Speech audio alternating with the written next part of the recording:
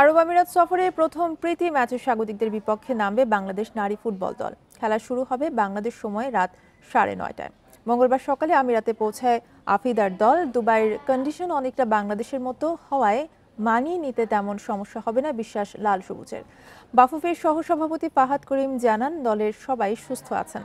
র্যাঙ্কিংয়ে আরব আমিরাত 16 ধাপ এগিয়ে। সিনিয়র ফুটবলারদের বাইরে রেখে নবীন দল নিয়ে প্রমাণের চ্যালেঞ্জ বাংলাদেশের সামনে।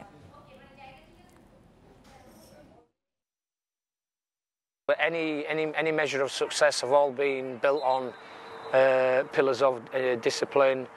দলে সবার আগে ডিসিপ্লিন খুব জরুরি, যেখানে আমি কোনো সমঝোতা করতে চাই না। আমি চাই মেয়েরা নির্ভর হয়ে পারফর্ম করবে, নিজেদের মেলে ধরবে, কোনো রকম চাপ অনুভব করবে না। সবচেয়ে গুরুত্বপূর্ণ হলো তাদের কাছ থেকে একটা আত্মবিশ্বাসী পারফরম্যান্স দেখতে চাই।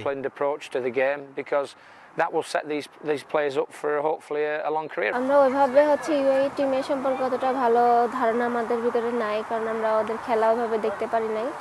তো আমরা যতটুকু প্র্যাকটিস করছি, যেভাবে আমাদের কোচ নির্দেশনা দিয়েছেন, কোচ যেভাবে ভালো মনে করছেন সেভাবে আমাদেরকে প্র্যাকটিস করাইছে। আমরা ওইভাবেই প্রস্তুতি নিয়ে মাঠে নামবো।